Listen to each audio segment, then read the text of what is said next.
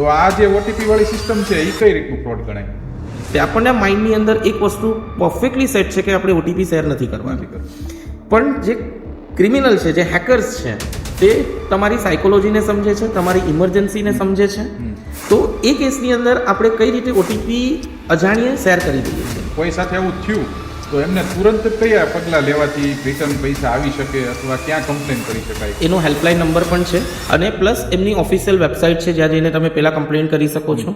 તમારા બેંક એકાઉન્ટને તમે immediately stop કરો આગળના પેમેન્ટ્સ માટે. એવો એક પણ ફ્રોડ છે કે તમને કોઈ ટેલિફોન કોલ આવે છે અને તમારા સ્વજનના નંબર ઉપરથી જ આવે છે, અવાજ પણ એમનો હોય છે અને તમને કોઈ જગ્યાએ કે દવાખાને બોલાવે છે, તો આ કયા પ્રકારનું ફ્રોડ કહેવાય?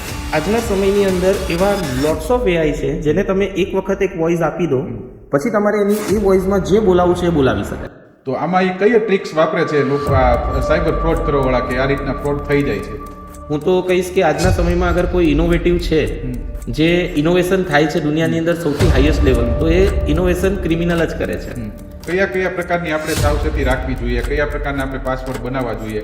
જેમ કે ટોપ 3 પાસવર્ડ જે આજે દરેક હેકર્સને ખબર છે.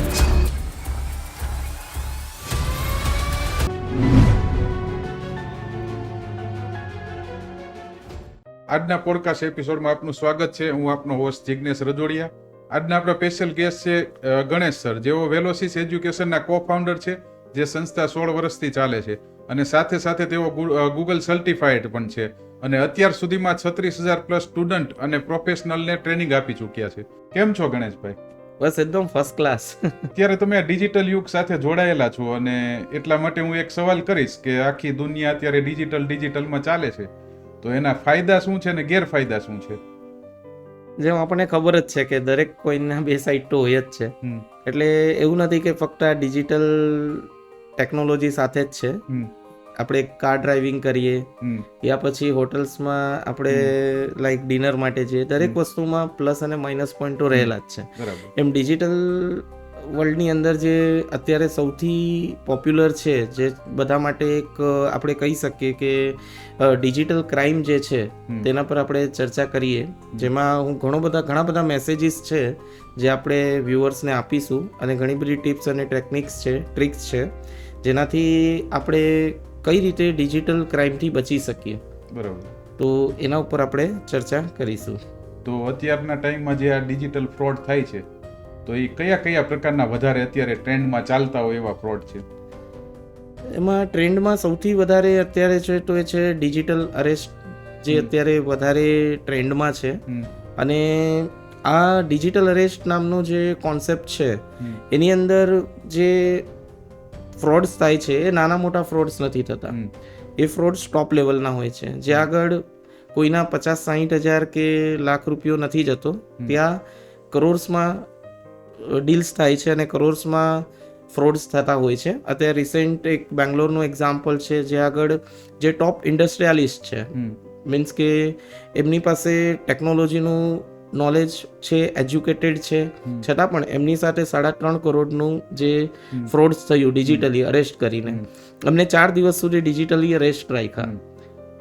જ્યારે એનું મેં પેપર્સમાં ઇન્ટરનેટ પર સર્ચ કર્યું કે ભાઈ આ કઈ રીતે બન્યું, તો અગર સ્ટાર્ટથી વાત કરીએ તો એમને સૌથી પહેલાં તો એક કોલ આવ્યો ત્યાંથી કે ભાઈ તમને ડિજિટલી અરેસ્ટ કરવામાં આવ્યા છે અને એમને કીધું કે આ ફ્રોડ છે. તો એને કીધું કે એક કામ કરો, અગર તમને લાગે છે કે આ ફ્રોડ છે તો તમે એક વેબસાઇટ નાખો સુપ્રીમ કોર્ટની. એ વ્યક્તિ સુપ્રીમ કોર્ટની વેબસાઇટ નાખે છે. એ વેબસાઇટની એક લિંક એનામાં આવે છે, લિંક ખોલે છે, જોવે છે તો એક્ઝેક્ટલી સુપ્રીમ કોર્ટની જ આખી વેબસાઇટ છે. લગભગ ડોમેઇન સેમ છે, પણ ડોમેઇન એકચ્યુઅલી કઈ રીતે ચેક થાય, આપણે તો નોર્મલી ડોમેઇનને ચેક જ નથી કરતા, આપણે ફક્ત પેજને ચેક કરતા હોઈએ છીએ. તો પેજમાં એવું ફીલ જ નહીં થશે અગર એ જગ્યા પર હું તો મને પણ એમ જ થશે કે આ સુપ્રીમ કોર્ટની જ વેબસાઇટ છે. બરોબર. સુપ્રીમ કોર્ટની વેબસાઇટની અંદર જઈને એક ટેગ ઉપર આવે છે કે એમના નામનું એક કેસ ફાઇલ કર્યું છે કે ભાઈ તમે એક પાર્સલ થાઈલેન્ડ મોકલ્યું હતું અને પાર્સલની અંદર અમને ઘણા બધા ડિફરન્ટ પાસપોર્ટ્સ અને ડિફરન્ટ સિમ કાર્ડ્સ મળ્યા છે અને એમાં ડ્રગ્સ પણ છે. બરોબર. તો પછી ખબર પડી કે એ વ્યક્તિએ કોઈ એવું પાર્સલ મોકલ્યું જ નહોતું, પણ છતાં પણ એમને કન્સિસ્ટન્ટલી 3 થી 4 દિવસ સુધી ડિજિટલી અરેસ્ટ રાખ્યા. જ્યારે ડિજિટલી અરેસ્ટની અંદર જ્યારે સામેનું બેકગ્રાઉન્ડ્સ આપણે જોઈએ તો એક્ઝેક્ટલી પોલીસ સ્ટેશન જેવું જ દેખાય. ત્યાં આગળ નોર્મલી પોલીસ સ્ટેશનમાં લાઈક ટેબલ છે, ફાઇલ છે, પાછળ ગાંધીજીનો ફોટો છે, બરાબર છે, ત્યાં હથકડી મૂકેલી છે, તો આપણને એવું લાગે જ નહીં કે આ પોલીસ સ્ટેશન નહીં હોય. વાત કરવાની રીત, મેથડ્સ બધું આપણને એક્ઝેક્ટલી એવું ને એવું જ દેખાશે. પછી એ વ્યક્તિને જે સુપ્રીમ કોર્ટની જે નોટિસ આવી છે કે ભાઈ તમને આ રીતે પકડવામાં આવ્યા છે કે તમારા નંબર, એડ્રેસ, નામ બધું મેચ કરતું જ છે, તો આ કેસીસની અંદર એમની પાસેથી લગભગ 3.5 થી 4 કરોડ રૂપિયા કઢાવવામાં આવ્યા. પછી જ્યારે મેટર આવી, પોલીસ સ્ટેશનમાં ગયા તો ભાઈ આ તો આખું ડિજિટલી ફ્રોડ હતું. એક લેડી છે જે આઈ થિંક ફરીદાબાદ યા મુંબઈથી એક લોયર છે, એડવોકેટ છે, એમને ડિજિટલી અરેસ્ટ કરવામાં આવ્યા. અને ડિજિટલી અરેસ્ટ કરવામાં આ કેસ સૌથી એવો અલગ હતો કે એની અંદર એમને કહેવામાં આવ્યું કે તમે ડ્રગ્સ લ્યો છો અને તમે ડ્રગ્સ લો છો એવું અમને પાસે પૂરી રીતે પુરાવો છે, સાબિતી છે. તો એ કેસની અંદર એક લોયર અને એક સ્ટ્રોંગ પર્સન આપણે માની શકીએ આપણી સોસાયટીની, એને કહેવામાં આવ્યું અને સેકન્ડ ડે ઓફ એમને પણ 3 to 4 ડેઝ સુધી ડિજિટલી અરેસ્ટ રાખવામાં આવ્યા. અને સેકન્ડ ડે એમને કહેવામાં આવ્યું કે અમારે ચેક કરવું છે કે તમારા બોડી પર એવા માર્ક્સ છે. એમને પૂરી રીતે નેક કરવામાં આવ્યા, કપડાં ઉતારીને આખું શૂટ કરવામાં આવ્યું અને પછી એમને બ્લેકમેલ કરવામાં આવ્યા કે હવે તમારા ફૂટેજીસ અમારી પાસે છે, તમે આટલા પૈસા અમને આપો. તો આ બધા કેસીસ જોતા આપણને ખબર છે કે આજે જસ્ટ 2 દિવસ પહેલા પુણેમાં એક કેસ બન્યો. એવા કેસીસ એવરી ડે આપણી સામે આવતા હોય છે ડિજિટલ અરેસ્ટના. તો બસ આ પ્રકારના ફ્રોડ છે. આ પ્રકારના ફ્રોડ આપણે સાયબર ન્યૂઝની વેબસાઇટ પર જઈશું તો ત્યાં આગળ એટલા બધા એક્ઝામ્પલ્સ આપણને મળશે ને કે ત્યાં એજ્યુકેટેડ લોકો, જે બિઝનેસના ટોપ લેવલના લોકો છે, એ લોકો પણ આની અંદર આટલા લેવલ પર ટ્રેપ થાય છે. ગણેશભાઈ, તમે વાત કરી કે આ ટાઈપના ફ્રોડ અત્યારે 3 પ્રકારના તમે ઉદાહરણ આપીને કે થાય છે, હમણાં રિસેન્ટલી થયા હોય એવા, તો આમાં એ કઈ ટ્રિક્સ વાપરે છે લોકો, આ સાયબર ફ્રોડ કરવા વાળા, કે આ રીતના ફ્રોડ લોકો થઈ જાય છે? એની અંદર બેઝિકલી ઘણી બધી ટ્રીક હોઈ શકે. હું તો કહીશ કે આજના સમયમાં અગર કોઈ ઇનોવેટિવ છે, જે ઇનોવેશન થાય છે દુનિયાની અંદર સૌથી હાઈએસ્ટ લેવલ, તો એ ઇનોવેશન ક્રિમિનલ જ કરે છે. અને એની પાસે એટલી બધી લેટેસ્ટ ટ્રીકો છે કે આપણે અત્યારે મારી પાસે સાયબર સિક્યુરિટીનું કેટલું પણ જ્ઞાન અને નોલેજ હશે, પણ એની પછીનું જે નોલેજ છે મને આફ્ટર 2 ડેઝ પછી શીખવા મળશે કે એ લોકોએ કઈ નવી ટ્રિક્સ લીધી છે. પણ બેઝિકલી આમાં જોવા જઈએ તો 4 મેથડ છે. એમાંથી સૌથી પહેલી અને મોસ્ટ કોમન મેથડ અને સૌથી જૂની મેથડ છે ફિશિંગ મેથડ છે. હવે ફિશિંગ મેથડની અંદર સિમ્પલી આમાં થતું શું હોય છે કે સેમ ટુ સેમ ઇન્સ્ટાનું લોગિન પેજ હોય કે બેંકના લોગિન પેજ હોય, એવા સેમ ટુ સેમ પેજ બનાવવામાં આવે અને કોઈને કોઈ રીતે એ પેજ ઉપર તમને લઈ જવામાં આવે. જેમ કે એક સાદું ઉદાહરણ આપું જે વચ્ચે બહુ ટ્રેન્ડિંગમાં હતું કે આ મેસેજ સીધો સિદ્ધિવિનાયકથી આવ્યો છે કે લબલબ અહીંયાથી આવ્યો છે અને તમે ક્લિક કરશો તો અહીંયાના તમે લાઈવ દર્શન કરી શકશો. એના પર ક્લિક કરીએ એટલે ઇન્સ્ટાનું પેજ ખુલે અને લખેલું હોય કે ભાઈ આ ઇન્સ્ટામાં જઈને તમે આને લાઈવ દર્શન કરી શકશો. હવે આપણે ક્લિક કર્યું તો લોગિન આઈડી પાસવર્ડ માંગે છે. મેં કીધું હશે. એ સમય એવો હોય કે આપણે એટલી ઉતાવળમાં હોઈએ, કોઈ મીટિંગ્સ કોઈને ટાઈમ આપેલો હોય યા મને ખબર પણ છે, પણ એ સમયે કોઈનો ફોન ચાલતો હોય યા આપણે કોઈ જગ્યાએ જવાની ઉતાવળમાં હોઈએ, તો આપણને ખબર છે કે અહીંયા લોગિન નથી કરવાનું. પણ જે ક્રિમિનલ્સ છે એ જે આપણી સાયકોલોજીને સમજે છે, આપણા માઇન્ડને જે રીડ કરે છે, એ તે એવા સમયે જ આપણને મેસેજ આવશે જે આપણો સૌથી બિઝી ટાઈમ હશે અને તો જ આપણે એમાં મિસ્ટેક કરીશું. ક્યારે પણ હેકિંગ્સ નાઇટના ટાઈમે નહીં થાય, 9 થી 10 ના ગાળામાં, 10 થી 11 ના ટાઈમમાં, કારણ કે ત્યારે આપણું માઇન્ડ બહુ પીસફુલ અને એક્ટિવ હોય. તો જે ટાઈમિંગ અને જે રીતે એ લોકો આપણને ચેક કરે છે કે ભાઈ આ વ્યક્તિ અહીંયા આગળ ખબર છે છતાં પણ ભૂલ કરી શકે છે, તો મેં ઇન્સ્ટાની અંદર આઈડી અને પાસવર્ડ નાખી દીધું. તો હવે એ જે પેજ છે અગર મેટાનું છે તો કોઈ પ્રોબ્લેમ જ નથી. ઓકે, તો કારણ કે આપણે મેટા પર બિલીવ કરીએ છીએ એટલે એમને આઈડી પાસવર્ડ આપીએ છીએ અને એમનું જ એપ્લિકેશન યુઝ કરીએ છીએ, તો ત્યાં આગળ જવાનો કોઈ પ્રશ્ન નથી. પણ એ લોગિન પેજ અગર મારું બનાવેલું હોય અને એ લોગિન પેજ બનાવવામાં તમે બિલીવ નહીં કરો, આજના સમયમાં જેટલા એઆઈ છે, એક સિમ્પલ ચેટ જીપીટી પર જઈને અગર આપણે કહીએ કે મને ઇન્સ્ટાનું same to same login page બનાવીને આપો, સિમ્પલ સાદી ગુજરાતીમાં તોતલી ભાષામાં 4થા 5મા ધોરણનો વિદ્યાર્થી પણ આ નાખે છે તો એને એક્ઝેક્ટલી આખું પેજ બનીને મળી જશે. અને આ પેજ બનાવવા માટે બહુ ટ્રેનિંગ લેવી યા બહુ કોડિંગનું નોલેજ એવું પણ જરૂરી નથી. આજે એક નાનો છોકરો પણ ઇઝીલી ફિશિંગ પેજ બનાવી શકે છે અને એની લિંક બનાવીને તમને શેર કરી શકે છે.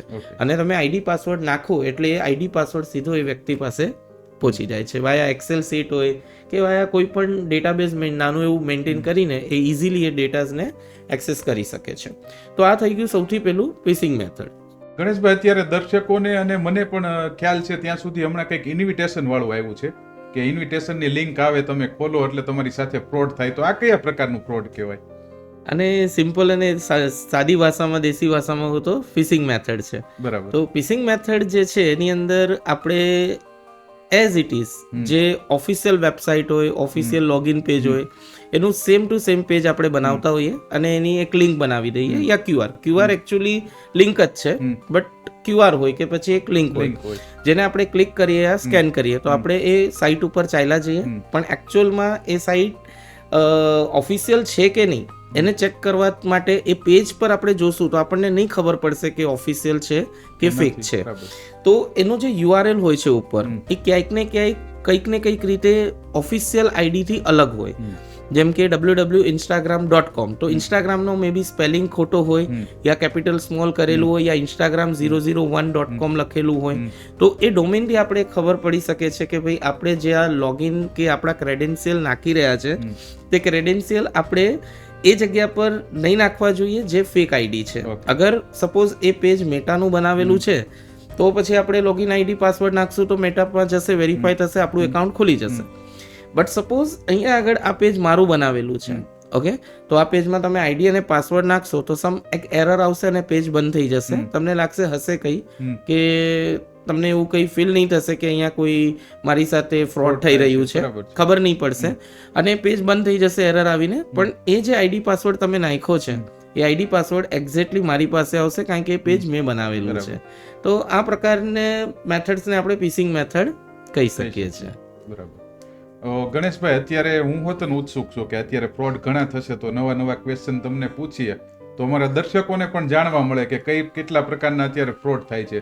તો એક મને ધ્યાનમાં છે ત્યાં સુધી એવો એક પણ ફ્રોડ છે કે તમને કોઈ ટેલિફોન કોલ આવે છે અને તમારા સ્વજનના નંબર ઉપરથી જ આવે છે, અવાજ પણ એમનો હોય છે અને તમને કોઈ જગ્યાએ કે દવાખાને બોલાવે છે અથવા એમ કહે છે કે આ ટાઈપનું એક્સિડન્ટ થયું છે તો તમે ઝડપથી આવો કે પૈસા ટ્રાન્સફર કરો. તો આ કયા પ્રકારનું ફ્રોડ કહેવાય?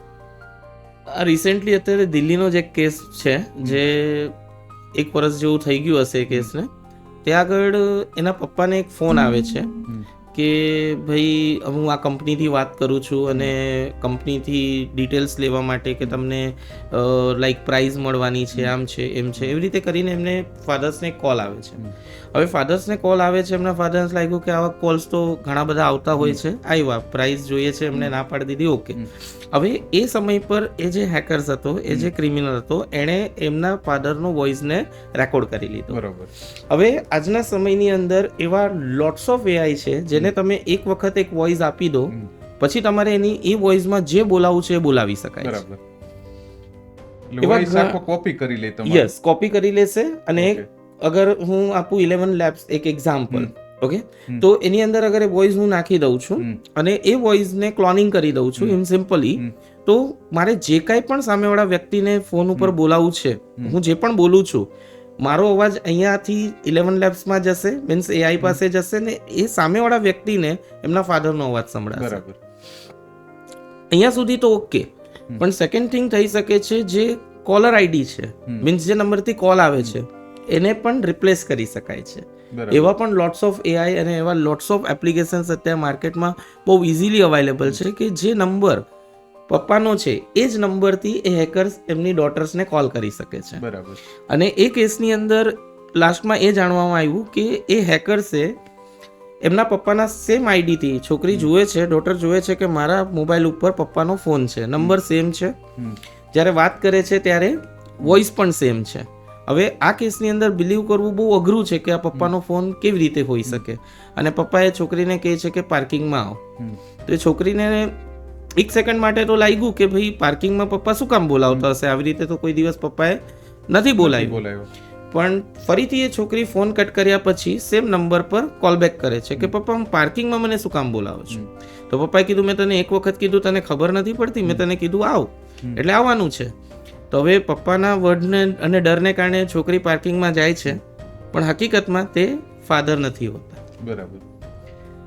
હવે આ કેસની અંદર શું ટિપ્સ અને શું શીખવા મળ્યું? જેમ મેં કહ્યું કે આજના સમયમાં સૌથી વધારે ઇનોવેટિવ વગર કોઈ છે તો એ ક્રિમિનલ છે, અને સૌથી હાઈએસ્ટ ઇનોવેશન દુનિયાની અંદર કોઈ જગ્યાએ નથી થતું જેટલું ક્રિમિનલ કરી રહ્યા છે. આ કેસ આવ્યા પછી શીખવા એ મળ્યું કે ગલે સેકન્ડ ટાઈમ કોલ કર્યો એ યોગ્ય હતું, પણ એને ત્યાં એક મિસ્ટેક કરી. એને સેમ નંબર પર કોલ બેક કર્યો, જે નંબરથી ફોન આવ્યો તો એ નંબર ઉપર સેમ એ જ નંબર પર એને કોલ કરી દીધો. હવે અહીંયા આગળ એને કરવાનું શું હતું કે આવી રીતે તમને ક્યારે પણ કોલ આવે અને તમને ડાઉટ લાગે કે આ રોબોટિક વોઇસ છે, તો તમારે એ નંબર પર કોલ બેક નથી કરવાનો.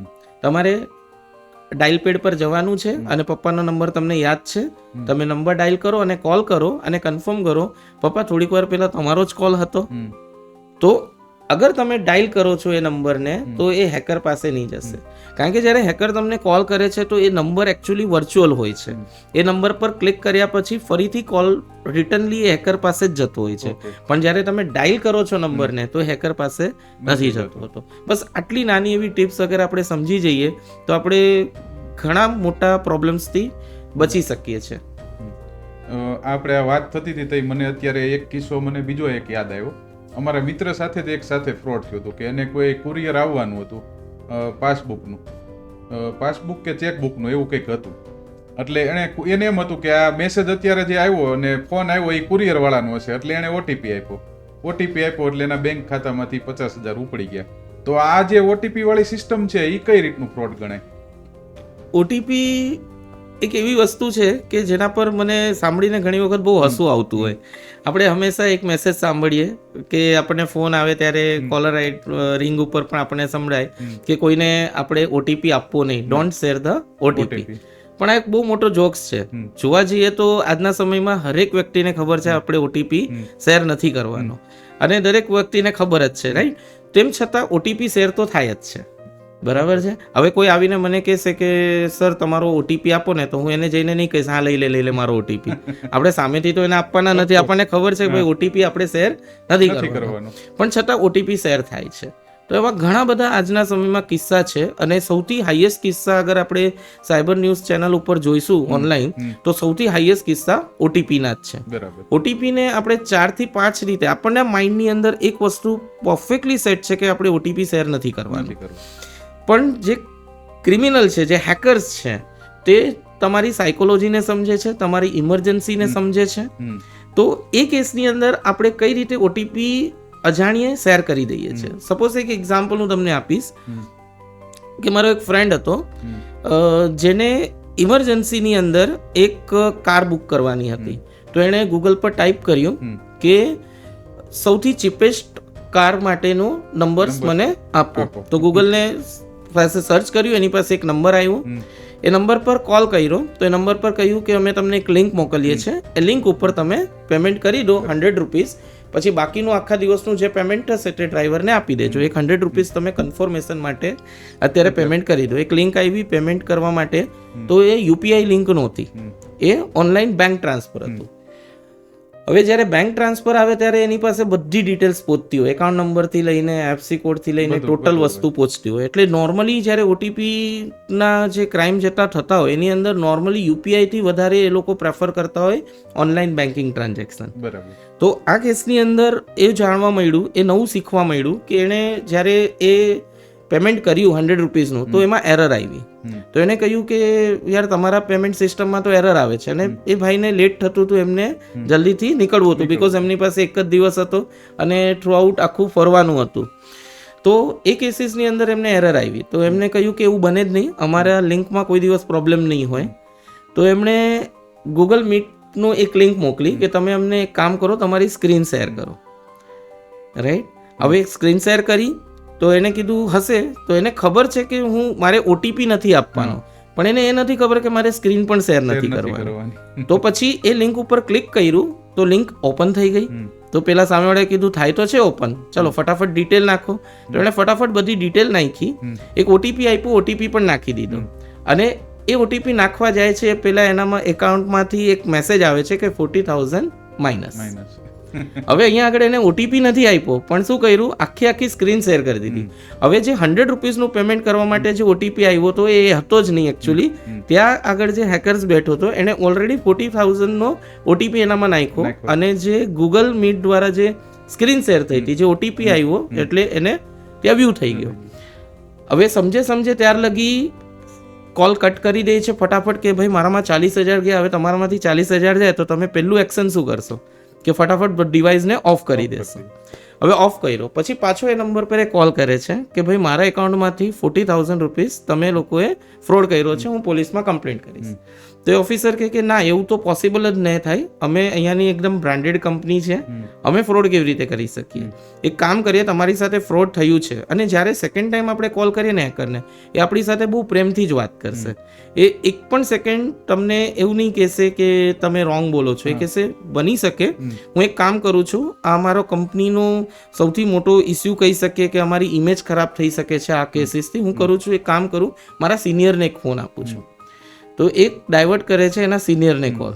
હવે સિનિયર પણ એને એમ જ કહે છે કે ભાઈ આ ફ્રોડને ચેક કરવા માટે એક કામ કરો, હું લિંક મોકલું છું ગૂગલ મીટની, એના પર ક્લિક કરો અને તમારી સ્ક્રીન શેર કરો, મારે ચેક કરવું પડશે કે આ શું છે. તો એણે કહ્યું કે એક કામ કરો, 1 રૂપીસનું પેમેન્ટ કરો એટલે મને ખબર પડે કે ભાઈ એક્ઝેક્ટલી થઈ શું થયું છે. તો એણે અગેન 1 રૂપીસનું પેમેન્ટ કરવા માટે લિંક કરે છે. હવે એની પાસે 2 ટેન્શન છે, એક તો લેટ થઈ ગયું છે જવા માટે, બીજા 40,000 એકાઉન્ટમાંથી ચાલ્યા ગયા છે. હવે એની પાસે 1 રૂપિયો ટ્રાન્સફર કરવા સિવાય બીજો કોઈ ઓપ્શન બચતો પણ નથી. તો એ 1 રૂપીસ ટ્રાન્સફર કરે છે, પાછો એક મેસેજ આવે છે કે 60,000 તમારા એકાઉન્ટથી ડેબિટ થઈ ગયા. હવે એને સમજાઈ જાય છે કે હવે શું કરવાનું. એટલે કે જ્યારે હેકર્સ આપણી સાથે હેક કરતો હોય ને ત્યારે ફર્સ્ટ અટેમ્પમાં તો આપણને ખબર છે કે આ નથી કરવાનું, સ્ટીલ આપણે સેકન્ડ અટેમ્પ પણ કરી નાખીએ છીએ અને પછી આપણને ખબર પડે છે કે ભાઈ મારા એકાઉન્ટમાંથી તો 40 + 60 1 લાખ રૂપિયા ચાલ્યા ગયા. તો આ ટાઈપનું ઓટીપી શેરમાં એક તો સ્ક્રીન શેરિંગ મેથડ છે, એવી લોટ્સ ઓફ મેથડ્સ અત્યારે નોર્મલી યુઝ થતી હોય છે. એની અંદર નોર્મલી કોઈ એપ્લિકેશનની લિંક આવે, એપ્લિકેશન ઓટોમેટેડ ઇન્સ્ટોલ થઈ જાય, ઓટીપી કેચ કરી લેશે, તમારા મેસેજીસ વોટ્સઅપ બધું કેચ કરશે અને આફ્ટર 3-4 અવર્સ પછી ઓટોમેટિક અનઇન્સ્ટોલ થઈ જશે. તો આ બધી ઘણી બધી એવી ટ્રિક્સ અને ટેકનિક્સ છે. આની અંદર એક જ વસ્તુ છે કે આપણે હંમેશા એક વસ્તુ ધ્યાનમાં રાખવી પડશે કે ઉતાવળમાં કોઈ પણ પેમેન્ટ્સ કરવું નહીં. પેમેન્ટ્સ કરતી વખતે આપણે માઇન્ડમાં એક સેટ કરવાનું છે કે ભલે લેટ થાય, ગમે તે થાય, પણ જ્યારે આપણે કોઈને પેમેન્ટ્સ કરવું છે તો એ સમયે આપણે યા તો એને પેમેન્ટ ઉતાવળમાં કરવું નહીં, યા પછી આપણે એક ટાઈમ કાઢીને જ પેમેન્ટ કરવું જોઈએ. ફ્રેશ મગજ રાખીને જ કરવું જોઈએ. આપણે આ વાત કરી તમે કે આ રીતના ઓટીપી થી પૈસા ઉપાડી લઈને એવું થાય છે, તો કોઈ સાથે આવું થયું તો એમને તુરંત કયા પગલાં લેવાથી રિટર્ન પૈસા આવી શકે અથવા ક્યાં કમ્પ્લેન કરી શકાય, એવું કંઈ ખરું? આપણી સાયબર ક્રાઇમની ટીમ્સ ઓલવેઝ એક્ટિવ છે ઇન્ડિયાની અંદર, અને આપણી સાયબર ક્રાઇમ ટીમ જેટલું કરી રહી છે, ઓલમોસ્ટ આજે વર્લ્ડની અંદર હું જોઈશ તો એટલા સારા પગલાં કોઈ કન્ટ્રી નથી લઈ રહ્યું જેટલા આપણે એક્ટિવ છે આપણી સાયબર ક્રાઇમ ટીમ. તો એનો હેલ્પલાઇન નંબર પણ છે જે હું અહીંયા સ્ક્રીન ઉપર મેન્શન કરી દઈશ, અને પ્લસ એમની ઓફિશિયલ વેબસાઇટ છે જ્યાં જઈને તમે પહેલાં કમ્પ્લેન કરી શકો છો. તમારા બેંક એકાઉન્ટને તમે ઇમિડિયેટલી સ્ટોપ કરો આગળના પેમેન્ટ્સ માટે, અને તમારા જે ડેબિટ કાર્ડ, ક્રેડિટ કાર્ડ છે, આજે મોબાઈલ્સની અંદર એવા એપ્લિકેશન છે જેને તમે ઓફ કરી શકો છો. ત્યાં તમારે પહેલાં તો એવું હતું કે આપણે એક નંબર પર કોલ કરવો પડતો, ઓફ કરાવવું પડતું. હવે તો બેન્કિંગના નોર્મલી એપ્લિકેશન્સ આપણા મોબાઈલમાં ઇન્સ્ટોલ હોય છે જ્યાંથી આપણે ડેબિટ કાર્ડ, ક્રેડિટ કાર્ડને લોક કરી શકીએ છીએ નેક્સ્ટ પેમેન્ટ માટે. આપણું આધાર કાર્ડને આપણે બાયોમેટ્રિક્સ લોક કરી શકીએ છીએ. તો એવા આપણે ઇનિશિયલી પહેલાં સ્ટેપ્સ લેવા પડશે. બરાબર. અત્યારે આ ટાઈપના મને યાદ હતા અને ખ્યાલ હતો એવા મેં તમને 2 સ્ટેપ કીધા, તો આની સિવાયના કયા રીત છે ફ્રોડ થવાની? હવે થર્ડ મેથડની વાત કરું તો એ છે પાસવર્ડ સ્પ્રેઇંગ મેથડ. બરાબર. હવે આ પાસવર્ડ સ્પ્રેઇંગ મેથડની અંદર કોઈ પિસિંગ કરવાની જરૂર નથી અને આ સૌથી ઇઝી ટેકનિક્સ છે. બરાબર. સપોઝ મારે ગવર્મેન્ટની વેબસાઇટ પર હું જાઉં છું, ત્યાં 5,000 યુઝર છે અને ગવર્મેન્ટની અંદર જે 5,000 યુઝર આપ્યું છે, જેમ કે abc@gov.com, xyz@gov.com, એવી રીતે દરેક એમ્પ્લોયીને એક આઈડી આપવામાં આવ્યા છે. એમના પીએફના આઈડી હોઈ શકે, એમના ઓફિશિયલ ગવર્મેન્ટ આઈડી હોઈ શકે, એમના વર્કના આઈડી હોઈ શકે. તો જનરલી 5,000 લોકોના આઈડીઝ હવે મારી પાસે આવ્યા છે, રાઈટ. અને કોઈ પણ સાઇટ પર જઈશ તો નોર્મલી આઈડીઝ આપણને મળી જશે, પાસવર્ડની વાત નથી કર્યો, આઈડી મળી જશે. હવે આ કેસની અંદર શું થશે, આ 5000 આઈડીની અંદર આજકાલ દરેક કંપની એક વસ્તુ શીખી ગઈ છે કે 3 અટેમ્પ પછી એકાઉન્ટને લોક કરી દેશે. આપણે 4th અટેમ્પ નહીં કરી શકીએ. તો આ 5000 જે એમ્પ્લોયી છે જેમને પોતાના આઈડી મૂકેલા છે, એ આઈડીની અંદર એવા 100 થી 200 લોકો તો આપણને મળી જ જશે જે મોસ્ટ કોમન પાસવર્ડ મૂકતા હોય છે. આ મોસ્ટ કોમન પાસવર્ડ એટલે ઇન્ડિયા 1 2 3 યા 1 2 3 4 5 6 7 8 યા 1 2 3 4 5 6 યા પછી SRK 1 2 3, કોઈ પણ ફિલ્મ સ્ટાર હોય કે પોતાના નામને લગતા હોય, ઇન્ડિયાને લગતા હોય. આજના સમયમાં જે મોસ્ટ 3 કોમન પાસવર્ડ છે એમાંનો સૌથી પહેલો પાસવર્ડ છે ઇન્ડિયા 1 2 3. બીજો મોસ્ટ કોમન પાસવર્ડ છે 1 2 3 4 5 6 7 8. અને ત્રીજો પાસવર્ડ જે મોસ્ટ કોમન છે, દરેક હેકર્સને ખબર છે, એ છે શબ્દ પાસવર્ડ. પાસવર્ડ શબ્દ જ જે છે એ પાસવર્ડ છે. તો મોસ્ટલી બધા લોકો પાસવર્ડની અંદર યા તો પાસવર્ડ મૂકી દેતા હોય છે, યા 1 2 3 4 5 6 7 8 મૂકી દેતા હોય છે, યા પછી એની અંદર એ લોકો ઇન્ડિયા 1 2 3 યા SRK 1 2 3, શાહરુખ ખાન 1 2 3. તો આ કેસની અંદર શું કરશે, 5000 આઈડીની અંદર રેન્ડમલી આ 3 પાસવર્ડ યા 2 પાસવર્ડને મોસ્ટ કોમન પાસવર્ડને ટ્રાય કરશે. હવે 5000 માંથી એવા 20 થી 25 એકાઉન્ટ મળી જશે જે આ પાસવર્ડથી શું થઈ જશે, લોગિન થઈ જશે. આને કહેવાય પાસવર્ડ સ્પ્રેઇંગ મેથડ. હવે આ એક એકાઉન્ટ હેક કરવાથી શું થશે, એને બાકી લોકોના પાસવર્ડ્સની લિંક મળી જશે. બરાબર. હવે નોર્મલી એક વખત આ પાસવર્ડ એમનો મળી ગયો કે ભાઈ આ વ્યક્તિએ ઇન્ડિયા 1 2 3 પાસવર્ડ મૂક્યો છે, તો મોસ્ટ ઓફ ધ કેસીસની અંદર એનો ઇન્સ્ટાગ્રામનો પાસવર્ડ, એનો ફેસબુકનો પાસવર્ડ, એનો જીમેલનો પાસવર્ડ પણ આ જ હશે. નોર્મલી આપણે શું કરીએ, એક પાસવર્ડ ફિક્સ કરીએ અને બધી જ જગ્યાએ સેમ પાસવર્ડને મૂકી દઈએ. આ સૌથી ખોટી મેથડ છે. આનાથી હેકર્સને અગર આપણો એક પાસવર્ડ ખબર પડી જાય છે તો આપણા દરેક એકાઉન્ટને ઇઝીલી લોગિન કરી શકે છે. તો આ છે પાસવર્ડ સ્પ્રેઇંગ મેથડ. એનાથી બચવા માટે આપણે એવો પાસવર્ડ મૂકવો જોઈએ જે નોર્મલી આપણા નામ, આપણા ગાડી નંબર યા પછી આપણા ડેટ ઓફ બર્થથી આપણા નજીકના વ્યક્તિ, જેમ કે આપણી ડોટર છે યા પછી મમ્મીનું નામ છે યા ફાધર્સ નેમ છે, આપણું નામ છે, આપણા સનનું નામ છે, એ પાસવર્ડ ના મૂકતા આપણે કંઈક યુનિક પાસવર્ડ મૂકી શકીએ છીએ. અને દરેક સાઇટ ઉપર આપણે અલગ અલગ પાસવર્ડ મૂકવા જોઈએ. હવે યુઝર કહેશે કે ભાઈ આટલા બધા પાસવર્ડ અમે યાદ કેવી રીતે રાખી શકીએ અહીંયા આગળ, રાઈટ? હવે સપોઝ આપણા 10 એપ્લિકેશનમાં આપણે 10 અલગ અલગ પાસવર્ડ રાખશું તો એને યાદ કેવી રીતે રાખીશું? તો પાસવર્ડને આપણે ખબર છે કે આપણે જ્યારે પાસવર્ડ મૂકીએ છીએ તો એની અંદર આપણે capital letter, small letter, special characters, numbers, આનું કોમ્બિનેશનમાં નોર્મલી 8 ડિજિટના પાસવર્ડ હોવા જોઈએ, જે આજે દરેક વેબસાઇટમાં મિનિમમ રિક્વાયરમેન્ટ આપણને જોવા મળે છે. પણ આ કેસની અંદર આપણે કોઈ પણ નામને ના લખતા યા પછી કોઈ પર્ટિક્યુલરલી ગાડીનો નંબર કે ડેટ ઓફ બર્થને ના લખતા આપણે માઇન્ડમાં એક સેન્ટેન્સ ફિટ કરવાનું છે, my first school Lancer army school, right? હવે આ એક વાક્યની અંદર જે આપણે એક વાક્ય મારી માટે મોસ્ટ કોમન છે, એ વાક્યનો દરેકનો ફર્સ્ટ લેટર લઈ લો. જેમ કે my first school Lancer army school, તો માયમાં પેલું એમ લીધું, ફર્સ્ટ સ્કૂલમાં એફ લીધું, લાન્સરમાં એલ લીધું અને સ્કૂલમાં એસ લીધું. તો આ એક પાસવર્ડ આપણો બની ગયો. હવે આ પાસવર્ડને ક્રેક કરવા માટે સૌથી ટફેસ્ટ મેથડ થઈ જશે કે આ પાસવર્ડને જલ્દીથી ક્રેક નહીં કરી શકાય. નોર્મલી અગર હું રાખું છું વેલોસિસ 1 2 3, તો આ પાસવર્ડને 72 અવર્સની અંદર બ્રુટ ફોર્સ શું કરી દેશે, હેક કરી દેશે, મીન્સ ક્રેક થઈ જશે.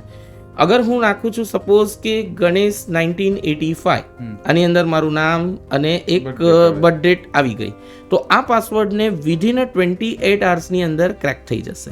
પણ મેં જે ટ્રીક આપી કે એક સેન્ટેન્સ માઇન્ડમાં સેટ કરી લો, એવું જરૂર નથી સ્કૂલનું હોય કે ગાડીનું હોય, કોઈ પણ એક કોમન વાક્ય જે આપણને ખબર હોય, એ સેન્ટેન્સને આપણે એના ફર્સ્ટ લેટર્સને લો અને એની અંદર વચ્ચે વચ્ચે સ્પેશિયલ કેરેક્ટર નાખી દો અને પ્લસ એની અંદર કોઈ લેટરને કેપિટલ સ્મોલ કરી દો. આ પ્રકારના પાસવર્ડને હેક કરવામાં બ્રુટ ફોર્સને 93 યર્સ લાગશે. 93 યર્સ લાગશે એ પાસવર્ડને ક્રેક કરવા માટે. તો આપણે પાસવર્ડ્સ એવા રાખવા જોઈએ જે નોર્મલી કોઈને નામથી યા ડેટ ઓફ બર્થથી યા ગાડીના નામથી કનેક્ટેડ ના હોય. બીજું ટિપ્સ આપીશ કે ચલો આ વાક્યવાળી સિસ્ટમ સારી નથી લાગતી તો માઇન્ડમાં કોઈ પણ 5 શબ્દને સેટ કરી લો જે અલગ અલગ હશે, જેમ કે ચેર છે, સાયકલ છે, કોફી છે અને મોલ છે. તો આ એક પાસવર્ડ બની ગયો તમારો, સાયકલ, ચેર, કોફી અને મોલ. અને એને કેપિટલ સ્મોલ નાખી દો, એની અંદર તમે કોઈ પણ સ્પેશિયલ કેરેક્ટર નાખી દો, તો આ ટાઈપના પાસવર્ડને ચેક એને હેક કરવા માટે 90+ યર્સ લાગશે, યા મે બી પૂરી લાઈફમાં એ બ્રુટ ફોર્સ દ્વારા આ પાસવર્ડને હેક કરી જ નહીં શકે. તો આ જે મોસ્ટ થર્ડ અને ફોર્થ મેથડ મેં તમને સમજાવી, જે બ્રુટ ફોર્સ મેથડ છે અને પાસવર્ડ સ્પ્રેઇંગ મેથડ છે, એ મોસ્ટ કોમન મેથડ છે અને આનાથી આપણે બચી શકીએ છીએ સિમ્પલ ટ્રિક્સ દ્વારા. અત્યારે ગણેશભાઈ આમ જનરલ જોવા જઈએ ને તો જ્યારે આ ઓટીપી પાસવર્ડ માગે છે તો એ લોકોને ખબર જ હોય છે, ફ્રોડ વાળાને, કે આજે આને કુરિયર આવવાનું છે, કે આજે આ લોકોને આમાં ઇન્ટરેસ્ટ છે તો એનું ચર્ચ આઉટ કરે છે, તો એ લોકોને કઈ રીતે ખબર પડી જતી હશે? આની વાત કરું તો બહુ સિમ્પલ છે આ વસ્તુ તો, અને આમાં બે રીતે કામ થઈ શકે છે. એક કે જેનું એકચ્યુઅલમાં કુરિયર આવવાનું છે અને એક જેને એકચ્યુઅલમાં કુરિયર નથી આવવાનું. હવે એકચ્યુઅલમાં કુરિયર આવવાવાળાના વ્યક્તિની ઇન્ફોર્મેશન લેવી છે તો આપણે જોઈએ તો આજના સમયમાં જે આપણે વેબસાઇટ બનાવડાવીએ છીએ ડેવલપર પાસે, એને આપણે ચેક નથી કરતા કે કેટલી સિક્યોર છે, કેટલી પરફેક્ટ છે, અને તેની અંદર નોર્મલી આઈડી પાસવર્ડ જે હોય છે એડમિન જ હોય છે. આઈડી પણ એડમિન, પાસવર્ડ પણ એડમિન, આ બાય ડિફોલ્ટ ડેવલપર આપણને કરી આપે છે. પણ પછી આપણે એ પાસવર્ડને કોઈ દિવસ ચેન્જ જ નથી કરતા. એટલે આજે કોઈ પણ વેબસાઇટના બેકએન્ડમાં જવું છે તો મોસ્ટ કોમન પાસવર્ડ એડમિન છે, જેની અંદર જઈને આપણે કોઈ પણ કંપનીના બેકએન્ડમાં જઈને તે આગળ પાસવર્ડ ચેન્જ કરીને એના યુઝરની બધી ઇન્ફોર્મેશન લઈ શકે છે. તો નોર્મલી કયું પાર્સલ ક્યારે જશે, અગર મારી પાસે એનું બેકએન્ડ મળી જાય છે ડેટા સોર્સ, તો બહુ ઇઝીલી મને ખબર પડી જશે કે કયા સમય પર કોને કયું પાર્સલ જવાનું છે. બરાબર. બીજી મેથડ છે કે એકચ્યુઅલમાં એને પાર્સલ આવવાનું જ નથી.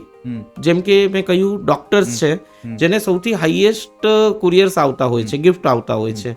દરેક મેડિકલ કંપનીઝ દ્વારા એમને આય દિન બે ત્રણ ગિફ્ટ આવતા હોય છે. તો એમને ખબર જ છે કે એક ગિફ્ટ આવ્યું છે. તો કોઈ કંપની તમને એઝ અ કુરિયર કંપની કરીને કે કોઈ પાર્સલ કંપની કરીને કોલ આવે છે કે ભાઈ તમારું એક કુરિયર આવ્યું છે, મને ઓટીપી શેર કરવો પડશે, કારણ કે આજે અમારા ત્યાં એક એમ્પ્લોયી એબસન્ટ છે, તો હું એક વ્યક્તિ દ્વારા મોકલાવું છું, પણ ઓટીપી મને આપી દો તો હું તમને ગિફ્ટ મોકલાવી દઉં. હવે ગિફ્ટ કોને નહીં ગમે? ગિફ્ટ માટે તો બધા રેડી જ છે કે ભાઈ ગિફ્ટ આવે છે ને એક ઓટીપી આપવાથી ગિફ્ટ મળતો હોય તો કઈ વાંધો નથી. તો એ નોર્મલી ડોક્ટરને એ મેસેજ જોવાનો પણ ટાઈમ ન હોય, because doctor is the very busiest person. તો આ કેસની અંદર એને અસિસ્ટન્ટને કહેશે કે ભાઈ જો ગિફ્ટ માટે કોઈ પણ ઓટીપી માંગે યા કોઈ પણ માંગે તો એને આપી દેવાનો. હવે અસિસ્ટન્ટ જે એમના ડોક્ટરે કહ્યું છે, એમના સરે કહ્યું છે, એ રીતે એક્ટ કરવાના છે. અને પેલીને પણ કહે છે કે ભાઈ કુરિયરનો ઓટીપી જોઈએ છે તો આપી દીધો. આ કેસની અંદર એ ઓટીપી કુરિયરનો જ હોય એવું જરૂરી નથી. એ તમારા યુપીઆઈનો પણ ઓટીપી હોઈ શકે છે, યા પછી તમારા કોઈ બેંક એકાઉન્ટનો પણ ઓટીપી હોઈ શકે છે. આવી રીતે બહુ સિમ્પલી આ જે પાર્સલ્સવાળી જે ફેસિલિટી છે, કુરિયર ટાઈપ કહી શકે, યા કોઈ પણ ઓનલાઈન પાર્સલ્સ યા ગિફ્ટ આવવાનું છે તેના આઈડી પાસવર્ડ્સને લેવું એ બહુ ઇઝી છે હેકર્સ માટે. એની માટે કોઈ હું કહીશ કે કોઈ આપણે હેકિંગની ટ્રિક્સ અને ટેકનિક્સ વાપરવાની એકચ્યુઅલમાં જરૂર જ નથી પડતી. ગણેશભાઈ, એક મને ખ્યાલ છે ત્યાં સુધી આપણે એવું પણ થાય છે કે ફેસબુક કોઈનું હેક કરી લે, પછી એની અંદર ન્યૂડ ફોટો ને એવું બધું મૂકે, અને એમના જે ફ્રેન્ડ સર્કલ નહીં હોય એને એમ લાગે કે આવું કેમ થવા મળ્યું છે એમ, પણ સામેવાળા વ્યક્તિને તો ખબર જ ન હોય. તો આવું હેક થવાનું કારણ કઈ રીતે હોઈ શકે? જેમ આપણે હમણાં ડિસ્કસ કરી, જે 4 અલગ અલગ મેથડ્સ છે, એમાં આ ફિશિંગ મેથડથી પણ થઈ શકે, ક્રેડેન્શિયલ સ્ટફિંગથી પણ થઈ શકે, બ્રુટ ફોર્સથી પણ થઈ શકે. એકચ્યુઅલી અહીંયા માહિતી આપીશ કે એક બ્રુટ ફોર્સ વર્ડ છે તે ઘણા બધા વ્યક્તિને ક્લિયર નથી થતો એકચ્યુઅલમાં શું છે. તો બ્રુટ ફોર્સ એ છે કે તમે એક સુટકેસ લીધી, તેમાં 3 ડિજિટનો લોક આવે છે, જેમાં આપણે એક નંબર હોય 120 120 120. એટલે એની પોસિબિલિટીઝ કેટલી છે? અગર સપોઝ મને એનો પાસવર્ડ નથી ખબર, છતાં પણ હું 1000 ટ્રાયની અંદર એ લોકને ખોલી શકું છું, અલગ અલગ લઈને. તો આ મેન્યુઅલી મેં કર્યું, પણ આનું એક એપ્લિકેશન બહુ ઇઝીલી આજના સમયમાં એઆઈ બનાવીને આપી શકે છે બ્રુટ ફોર્સનું, જેની અંદર 4 ડિજિટ, 6 ડિજિટ, 8 ડિજિટના પાસવર્ડના કોમ્બિનેશન્સને લેવામાં આવે, અને કોમ્બિનેશન્સથી અગર આપણો પાસવર્ડ સ્ટ્રોંગ નથી તો આપણા ફેસબુક એકાઉન્ટમાં લોગિન મળી શકે છે. બીજી મેથડ જે છે ક્રેડેન્શિયલ સ્ટફિંગની, એની અંદર શું થઈ શકે છે કે આપણે બીજા આઈડીમાં, જેમ કે મારા ઇન્સ્ટામાં જે પાસવર્ડ હતો એ જ ફેસબુકમાં છે, એ જ ગૂગલમાં છે, એ જ મારા એપલ એકાઉન્ટમાં છે, તો આ કેસીસમાં પણ થઈ શકે છે. ત્રીજી મેથડ જે મેં કહ્યું ફિશિંગ મેથડ, એનાથી પણ આ થઈ શકે છે. જેમ કે એક ડમી પેજ મારા પાસે આવ્યું, લિંક પર મેં ક્લિક કર્યું, યા QR સ્કેન કરીને મેં આઈડી પાસવર્ડ હેકર્સને આપી દીધો, તો યા પછી મારો પાસવર્ડ મોસ્ટ કોમન પાસવર્ડ છે, તો આ 4 સિમ્પલ મેથડથી આપણા ફેસબુક એકાઉન્ટ પર અટેક થઈ શકે છે. અને આ એક વખત અટેક થયા પછી સામેવાળો વ્યક્તિ પાસે આખો કંટ્રોલ આપણા એકાઉન્ટનો આવી જાય છે. પછી એ ધારે એવી રીતે એની અંદર ઇમેજીસ મૂકી શકે, વિડીયોઝ મૂકી શકે, યા આપણી સાથે કોઈ પણ રીતે આપણી પાસે પૈસા માંગી શકે કે ભાઈ અગર તમારા એકાઉન્ટને તમારે સેફ રાખવું છે તો ભાઈ 1 લાખ રૂપીઝ આપો તો હું આ તમારું એકાઉન્ટ તમને પાછું સોંપી દઈશ. એવા ઘણા બધા કેસીસ આપણે જોતા હોઈએ છીએ. ને આ બધા કેસની કમ્પ્લેન કોઈ પણ સાયબર ક્રાઇમની અંદર રેકોર્ડ પણ નથી થતી, કારણ કે જેટલા પણ ઓફિશિયલ લોકો છે, જેટલા પણ કોર્પોરેટ છે, એ વધુ પડતા લીગલ મેટર્સમાં ના ફસવા માટે આ બધી વસ્તુમાં એ લોકોને લાખોનું નુકસાન થઈ જાય તો પણ એ લોકો એને ભૂલી જતા હોય છે. એની કમ્પ્લેન આગળ સુધી પહોંચતી નથી. તો આપણે એવું કહી શકીએ કે આ વચ્ચે મેં તમને ઇન્ટરફિયન્સ કરું છું, પણ કે આ કેક ને કેક આ જે લોકોને તાકાત મળતી હોય કે એમને એમ થતું હોય કે આ અમને પાવર મળે છે, તો આ આવી બધી આપણી માનસિકતાના હિસાબે વધારે મળતો હોય પાવર, એવું નથી લાગતું? યસ, 100%. આમાં બે વસ્તુ હોઈ શકે. પહેલી વસ્તુ કે એક્ઝેક્ટલી આપણને ખબર જ નથી કે આપણે કમ્પ્લેન ક્યાં ને કેવી રીતે કરવાની છે. બીજી મેથડ ખબર છે પણ આપણે એ મેટરમાં પડવા ઈચ્છતા નથી, બીકોઝ આપણી લાઈફસ્ટાઈલ એટલી બિઝી છે. તો આપણે કહીએ કે એ બધા મેટર્સમાં ધક્કા ખાવા પડશે, 10 વખત આપણે જવું પડશે. તો એ કેસીસથી બચવા માટે આપણે ઘણી વખત 25-30 હજારને ભૂલી જતા હોઈએ, એકાઉન્ટને આપણે ભૂલી જતા હોઈએ કે ચલો આપણે બીજું એકાઉન્ટ બનાવી દઈશું, ગયું તો ગયું. તો આ બધા કેસીસની અંદર આપણે આ વસ્તુને સંભાળવું પડશે. બીજા નંબરની અંદર જે હું તમને આઉટ ઓફ બોક્સ જઈને એક વાત કરીશ, જે તમે વાત કરી ફેસબુકમાં જે ફોટોઝ આવે છે, એનાથી વધારે ડેન્જરસ આજે એ છે કે અગર આપણે આપણા ઇન્સ્ટા પ્રોફાઇલની અંદર, આપણા ઇન્સ્ટા એકાઉન્ટની અંદર યા પછી એવા ઓપન એકાઉન્ટ જે એકાઉન્ટ લોક નથી એમાં આપણા ફોટોઝ મૂકીએ છીએ અને કોઈ જગ્યાએ આપણે ફરવા ગયા ત્યાં સેલ્ફીઝ પાડીને મૂકીએ છીએ, તો આજના સમયમાં એ એઆઈ એ ફોટોઝને કમ્પ્લીટલી સેકન્ડ્સની અંદર ન્યૂડ કરી શકે છે. અને આ કેસીસની અંદર તમને બ્લેકમેલિંગ થઈ શકે છે, બહુ સારી એવી અમાઉન્ટ તમારા પાસેથી લેવા આવે છે. અને ઘણી વખત આ બ્લેકમેલિંગનું લેવલ એ હોય છે સામેવાળા હેકર્સનું કે મારે એની પાસેથી પૈસા લેવાના છે, યા પછી એની પાસે હું કહું એ એની પાસે કરાવડાવવાનો છે. અને આ પોઈન્ટ ક્યારેક ને ક્યારેક એવું પણ બની શકે કે સુસાઇડનું ટર્નિંગ પોઈન્ટ પણ લઈ શકે છે. એવા આજના સમયની અંદર રેકોર્ડેડ અનરેકોર્ડેડ એટલા બધા ક્રાઇમ છે જેની અંદર આ ટાઈપના સિચ્યુએશનમાં યા તો લાખો રૂપિયા લોકોએ આપ્યા છે, યા પછી ઘણી વખત સુસાઇડ પણ કરી દેવામાં આવ્યું છે. તો આ રીતે આનાથી બચવા માટે સિમ્પલ વસ્તુ છે કે આપણે કોઈ પણ ઓપન એકાઉન્ટની અંદર આપણા પિક્સ નહીં નાખવા જોઈએ. બીજા નંબરની અંદર જ્યારે આપણે કોઈને ફોલો કરીએ છીએ તો એ ઓથેન્ટિકેટ પર્સન હોવું જોઈએ. બીજી જે મેથડ્સની મેં વાત કરી એનાથી તો આપણે સિમ્પલી બચી શકીએ છીએ, અગાઉ મેં વાત કરી. લાસ્ટ પોઈન્ટ આની અંદર એક વસ્તુ થઈ શકે છે કે તમે હંમેશા 2 ફેક્ટર થિયરીને ચલાવો. મીન્સ કે 2 ફેક્ટર લોકની અંદર એવું છે કે તમે આઈડી પાસવર્ડ અગર શેર કરી પણ દો છો બાય મિસ્ટેકલી, તો એનું ઓટીપી યા પછી ફિંગર તમારી પાસે ઓપ્શનમાં હોવો જોઈએ કે જ્યાર સુધી તમે ફિંગર નથી મૂકતા ત્યાર સુધી એ લોગિન ના થાય, યા ઓટીપી શેર ના કરો ત્યાર સુધી લોગિન ન થાય. આજે દરેક એકાઉન્ટની અંદર આ 2 ફેક્ટર થિયરી હોય જ છે, તો એનો આપણે યુઝ કરી શકીએ છીએ. અને બીજા નંબરમાં આપણો મોબાઈલ જ્યારે ચોરી થાય યા મોબાઈલ ચાલ્યો જાય તો આજે સેટિંગ્સની અંદર તમે જાઓ તો એમાં સિમ લોક આવે છે. સિમ લોક 4 to 8 ડિજિટનો હોય છે, તે તમે નાખી દો. હવે નોર્મલી જ્યારે તમારો ફોન ચોરી થશે ત્યારે હેકર્સ યા એ જે ક્રિમિનલ છે સૌથી પહેલાં શું કરશે, તમારા ફોનને સ્વિચ ઓફ કરશે, પછી ઓન કરીને એ જો એમાંથી કોઈ પણ ક્રેડેન્શિયલ ઇન્ફોર્મેશન લેવાની કોશિશ કરે છે તો એ સિમ કાર્ડ એક્ટિવ જ નહીં થશે, ઓન જ નહીં થશે જ્યાર સુધી હું એ પાસવર્ડ્સને નથી નાખતો. એટલે સિમ લોકનો ઓપ્શન યુઝ કરી શકો છો આવા કેસીસમાં. તો normally social media account normally બધાના લોગિન હોય, જ્યારે આપણો મોબાઈલ ચોરી થઈ જાય તો ફેસબુક, ઇન્સ્ટા એકાઉન્ટ કોઈ પણ હેકર્સ બહુ ઇઝીલી એને ઓપન કરી શકે છે. તો આમાં સિમ લોકનો ઓપ્શન્સ પણ આપણે યુઝ કરી શકીએ છીએ.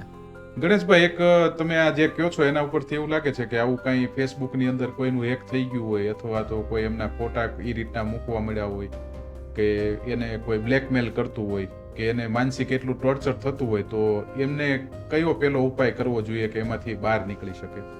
એનાથી બિલકુલ ગભરાવાની જરૂર નથી. એની માટે કોઈ પણ ખોટું પગલું ના લેતા આપણે એ જે એકાઉન્ટ છે જે હેક થયું છે એનો સ્ક્રીનશોટ લઈ લો.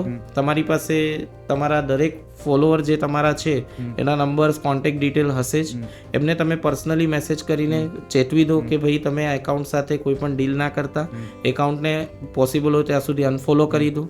બીજા સ્ટેપ્સની અંદર આપણે સાયબર ક્રાઇમમાં આની કમ્પ્લેન કરી શકીએ છીએ. સાયબર ક્રાઇમ દ્વારા એક્શન લેવાથી આપણે એકાઉન્ટને પરમનન્ટલી ડિલીટ પણ કરાવી શકીએ છીએ. ગણેશભાઈ, અત્યાર સુધી આપણે હેકિંગની તો વાત કરી, પણ આપણું એકાઉન્ટ હેક થયું છે કે નહીં એ જોવા માટેનું કઈ એવું કઈ આવે છે કે એનાથી આપણને ખ્યાલ આવે કે આપણી એક વેબસાઇટ કે આપણું જીમેલ એકાઉન્ટ કે ફેસબુક એકાઉન્ટ એ હેક થઈ ગયેલું છે કે નહીં? એની માટેનો બહુ સિમ્પલ ઉપાય છે. ગૂગલ પર જાઓ અને ત્યાં આગળ ગૂગલ પર એક વર્ડ હું અહીંયા આપું છું તે તમે ટાઈપ કરી દો, હેવ આઈ બીન, PWNED, આ ટાઈપ કરી દો. અને આ સાઇટ ઉપર ટેન્શન નથી લેવાનું, હું તમને કોઈ પાસવર્ડ શેર કરવાનું નથી કહી રહ્યો.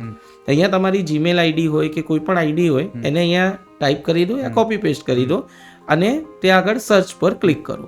વિધિન અ મિનિટની અંદર તમને આખો રેકોર્ડ મળી જશે કે તમે ક્યાં ક્યાં બીચ થયા છો અને કઈ કઈ જગ્યાએ તમારા એકાઉન્ટને અટેક કરવામાં આવ્યો હતો, કયા સમયે યા કયા કયા સમયે હેક થયું છે. બરાબર. તો આ બહુ ઇઝીલી આપણે ઇન્ફોર્મેશન્સ લઈ શકીએ છીએ જેથી આપણે સેફર રહી શકીએ કે ભાઈ આપણે આ આઈડી મલ્ટિપલ ટાઈમ અગર અટેમ્પ્ટ કરવામાં આવી છે તો એનો આપણે password time to time secure રાખવો અને ચેન્જ કરવો જરૂરી બને છે. ગણેશભાઈ, અત્યાર સુધી આપણે વાત કરી કે આ ટાઈપના બધા ફ્રોડ થાય છે, પણ હવે તમે આની અંદર બહુ જાણકાર છો તો કયા કયા પ્રકારની આપણે સાવચેતી રાખવી જોઈએ, કયા પ્રકારના આપણે પાસવર્ડ બનાવવા જોઈએ, એની માહિતી અમારા દર્શક મિત્રોને થોડી આપો ને. જેમાં બહુ સિમ્પલ વસ્તુ છે કે આપણે પાસવર્ડ એવા નથી રાખવાના જે મોસ્ટ કોમન પાસવર્ડ છે, જેમ કે ટોપ 3 પાસવર્ડ જે આજે દરેક હેકર્સને ખબર છે, ઇન્ડિયા 123, 1 2 3 4 5 6 7 8, અને ત્રીજો જે પાસવર્ડ છે એ છે પાસવર્ડ જ. પાસવર્ડ શબ્દ જ એક પાસવર્ડ છે. આ 3 અટેમ્પ્ટ નોર્મલી ક્યારે પણ ટ્રાય કરવામાં આવતા છે. અગર સપોઝ મારે તમારી આઈડી હેક કરવી છે તો સૌથી પહેલી હેકર્સની ટ્રાય હશે આ 3 પાસવર્ડ ટ્રાય કરવાની. બીજા નંબરની અંદર તમે કીબોર્ડની અંદર કોઈ સિક્વન્સ વાળા પાસવર્ડ રાખો છો, ક્રોસ સિક્વન્સ, સ્ટ્રેટ સિક્વન્સ વાળા પાસવર્ડ રાખો છો, તે પણ ઇઝીલી ટ્રેપ થશે. એ સેકન્ડ અટેમ્પ હશે હેકરનો. અને ત્રીજો હશે બ્રુટ ફોર્સ મેથડ, જેની અંદર એ શું કરશે કે શોર્ટ પાસવર્ડ હશે 4 ડિજિટના, 8 ડિજિટના, એ બહુ ઇઝીલી 72 અવર્સથી 73 અવર્સમાં ઇઝીલી ક્રેક થઈ શકે છે, એ પાસવર્ડ કલેક્ટ થઈ શકે છે. આ કેસની અંદર હું તમને ફક્ત એટલું કહીશ કે આપણા પાસવર્ડ મિનિમમ 12 ડિજિટના હોવા જોઈએ. તમે કહેશો આટલો મોટો પાસવર્ડ કેવી રીતે યાદ રાખવાનો, તો તમે એક સેન્ટેન્સ બનાવી દો.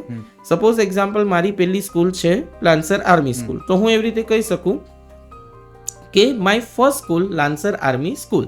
તો એમાં પહેલો લેટર લઈ લો, માય ફર્સ્ટ સ્કૂલ એટલે એમ લીધો, ફર્સ્ટ સ્કૂલમાં એફ લીધો, સ્કૂલનો એસ લીધો, લાન્સરનો એલ લીધો, આર્મીનો એ લીધો. એવી રીતે તમે એક સેન્ટેન્સ માઇન્ડમાં સેટ કરી લો અને એવા પાસવર્ડ બનાવો જેમાં કેપિટલ સ્મોલ લેટર્સ કરો, સ્પેશિયલ કેરેક્ટર્સને એની અંદર એડ કરી દો. આ એક મેથડ થઈ ગઈ. બીજી મેથડ હું તમને ટ્રિક્સ આપીશ કે તમે પાસવર્ડ યા તો ઓબ્જેક્ટ વાઇઝ લો, જેને ફ્રેઝલ નોર્મલી મેથડ્સ કહેવામાં આવે, જેમાં ચેર છે, કોફી છે, માઉન્ટેન છે, ઓશિયન છે. તો આ 4 શબ્દ તમારા માઇન્ડમાં બહુ સેટ છે તો તમે એ પાસવર્ડ મૂકી દો, એમાં કેપિટલ સ્મોલ કરી દો, સ્પેશિયલ કેરેક્ટર મૂકી દો. તો આ ટાઈપના પાસવર્ડ જ્યારે આપણે 12 ડિજિટના મૂકીએ છીએ તો આ 2 ટ્રિક્સ જે મેં આપી, મેં જે એક્ઝામ્પલ આપ્યા તે પાસવર્ડ નથી મૂકવાના. તમારે એમાં રિલેટેડ કોઈ પણ વસ્તુ પર મૂકી શકો, કોઈ પણ એક વાક્ય તમારા માઇન્ડમાં સેટ કરીને તમે કરી શકો, કોઈ પણ ઓબ્જેક્ટ તમારા માઇન્ડમાં સેટ કરીને કરી શકો. આ પાસવર્ડને ક્રેક કરતા બ્રુટ ફોર્સને 93+ યર્સ લાગતા હોય છે. તો આ એક મેથડ થઈ ગઈ. બીજું તમને સજેસ્ટ કરીશ કે દરેક એકાઉન્ટની અંદર આજકાલ 2 ફેક્ટર ચાલે છે કે એમાં એક તો પાસવર્ડથી એકાઉન્ટ ખુલશે પણ બીજું ઓટીપી યા ફિંગર પોઈન્ટ્સ જોઈશે કે અગર ફિંગર દ્વારા ઓપન થશે યા ઓટીપી દ્વારા થશે. તો તમે 2 ફેક્ટર થિયરી હંમેશા યુઝ કરો, દરેક એકાઉન્ટમાં કમ્પલસરી યુઝ કરો. ત્રીજા નંબરની અંદર તમારો ફોન અગર ચોરી થઈ જાય છે યા તમે જૂનો ફોનને અગર સેલ કરો છો તો એની અંદર જે ક્રેડેન્શિયલ રહેલા છે તે ઇઝીલી હેકર્સને મળી જતા હોય છે. તો આ કેસની અંદર તમે સિમ લોકનો ઓપ્શન યુઝ કરી શકો છો. તમે સેટિંગ્સમાં જાઓ, સિમ લોક કરી દો, જેથી જ્યારે પણ તમારો ફોન ચોરી થાય છે તો પહેલાં એ વ્યક્તિ શું કરશે, એ જે ક્રિમિનલ છે એ શું કરશે, તમારો ફોનને સ્વિચ ઓફ કરશે. આફ્ટર 5 days 8 days પછી ઓન કરે છે તો અગર સિમ લોક કરેલો છે તો તમારું સિમ એક્ટિવ નહીં થશે. તો આવા સ્ટેપ્સ આપણે બહુ સિમ્પલી લઈ શકીએ છીએ અને સમય પર આપણે એક્ટિવ રહેવાનું છે. પાસવર્ડ ક્રેડેન્શિયલ આપતી વખતે, કોઈ પણ લિંક પર ક્લિક કરતી વખતે, કોઈ પણ પેમેન્ટ આપતી વખતે નોર્મલી હેકર્સનું એક જ પોલિસી હોય છે, એ તમારા સાયકોલોજીને સમજે છે. તો એ ટાઈમ પર આપણે કોઈ પણ ઉતાવળ કર્યા વગર, જ્યાર સુધી નોલેજ નથી, કમ્પ્લીટ નથી, ત્યાર સુધી આપણે એવી લિંક ઉપર, QR ઉપર આપણે કોઈ દિવસ ના ક્લિક કરવું જોઈએ, ના એ સ્કેન કરવો જોઈએ. અને આપણે પીસફુલી પાસવર્ડ અને પેમેન્ટ સિસ્ટમને એક ટાઈમ આપીને એ ટાઈમ પર કામ કરવું જોઈએ.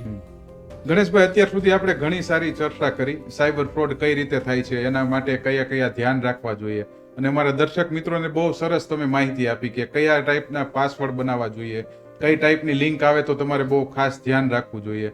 એના માટે તમારો ખૂબ ખૂબ આભાર. Thank you sir.